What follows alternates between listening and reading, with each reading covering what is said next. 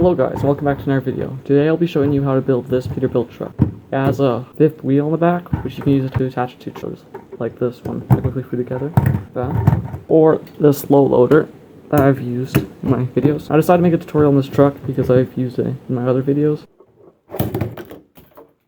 Improved it by quite a bit, I think, and yeah, so it's a tutorial.